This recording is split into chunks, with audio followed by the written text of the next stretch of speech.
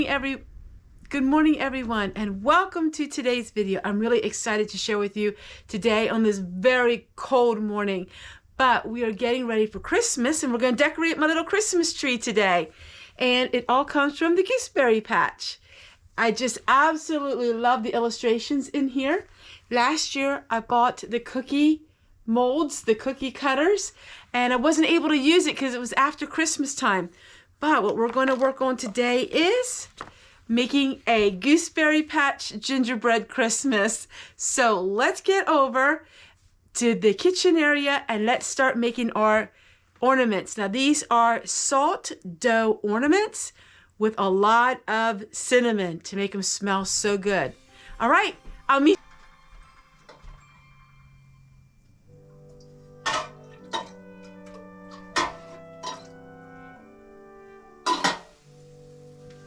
All right, we have our water. Now let's go ahead and make our gingerbread ornaments.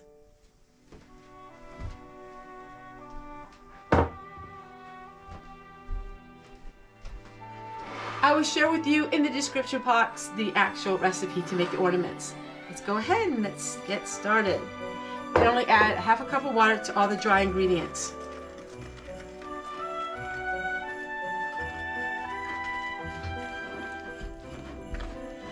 Now we're just going to go ahead and mix this all together.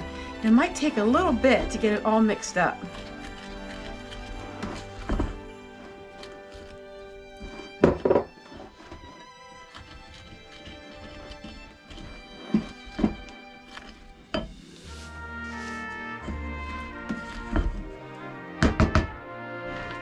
Now I have this plastic and it was made for pie dough, and I love using this for my Christmas ornaments.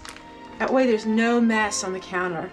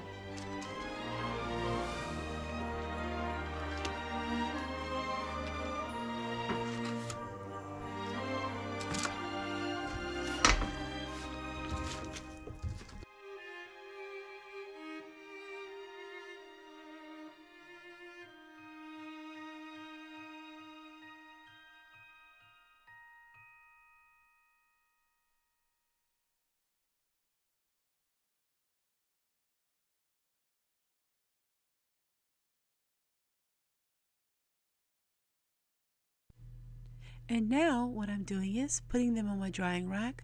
I'm going to dry them. You can put them in the oven at 200 degrees for 10 minutes. But for me, the drying rack is amazing because beside the wood stove, they'll dry really quickly.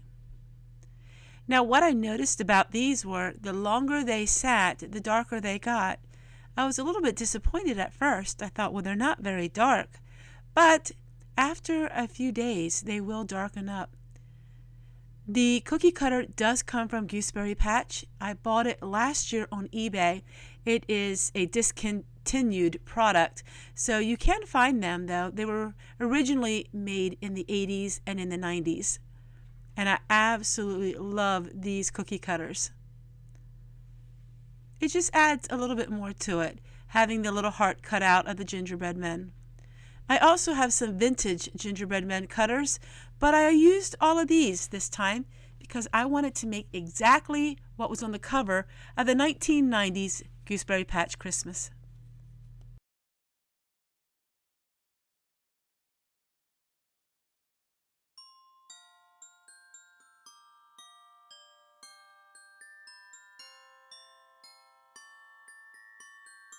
Now Christmas here on our homestead is a little different than maybe some other people's.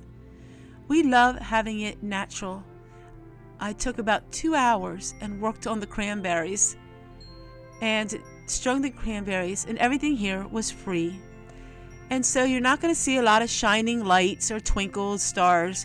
It's all natural. We don't put the emphasis on the store-bought Christmas, but it's more on just the natural way of living.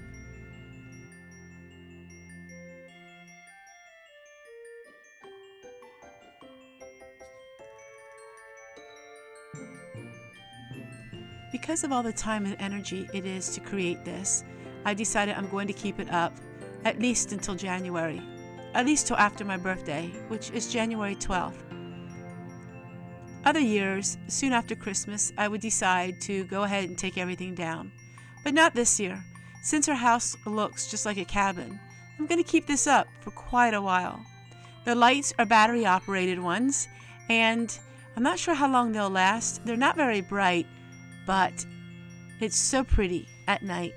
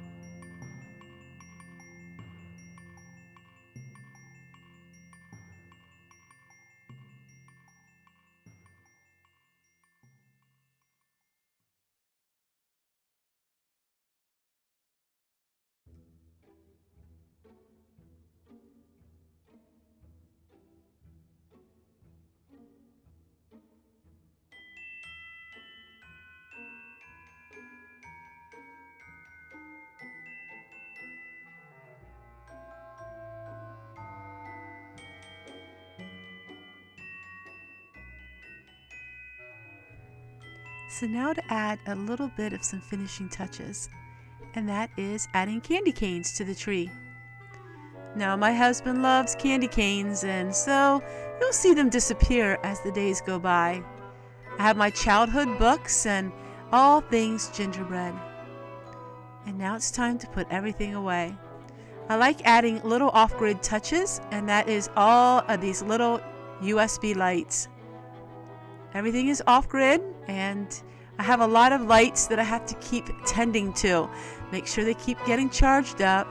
Make sure that I keep everything running smoothly.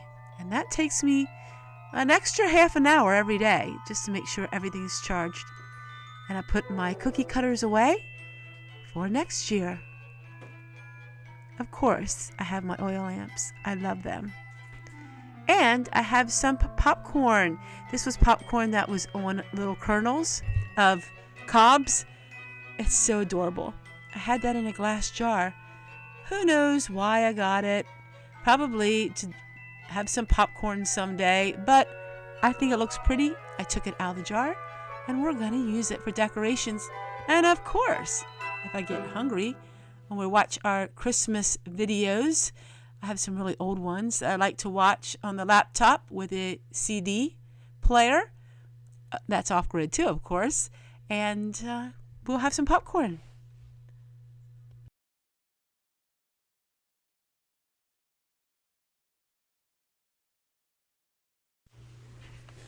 There's just nothing quite as pretty as an oil lamp. Even though I do love these LED solar lights, it's just nothing like an oil lamp. And they help produce heat too. And now back to what I showed you yesterday and finish this project, the Gooseberry Patch Christmas, and then we are making the cinnamon candles, which are so simple and easy to make. As you know, yesterday we made the candles. Now what we're going to do is I'm going to show you how I take one of the candles and I'm going to take off the paper to it. Now make sure when you make candles this way that you're using styrofoam cups that are made for heated beverages. Now this isn't a styrofoam cup, but this is a little coffee cup that I got years ago. And I got it on Amazon, I am sure. Or the thrift store. It might have been the thrift store for these. Now what we're going to do is just peel the paper away. Now we have a two-colored candle. But now we're going to make it even more special. We're going to go ahead and dip it into some clear wax. Now this is clear. It's a soybean wax, but it's a clear one. And then we're going to dip it into the coffee beans. That was the first project I wanted to make. I like it. It didn't turn out like I wanted it to, but it's really cute.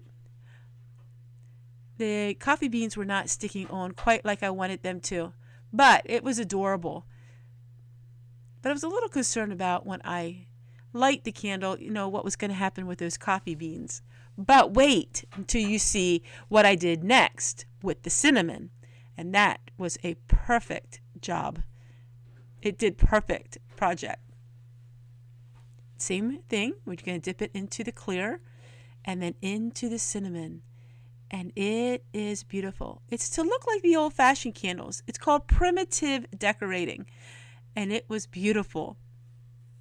I ended up doing this for all the candles. Did you know that if you don't have any candle wax, all you have to do is melt crayons? I used to do that when I lived on the farm and money was really tight. I would go to the thrift store, and for 25 cents I was able to get a big bag of crayons that were broken. They no longer do that anymore, but they used to sell them, and I used to make my own candles that way. I used to take some cord that was just material, and it brought a lot of happiness and joy into my life.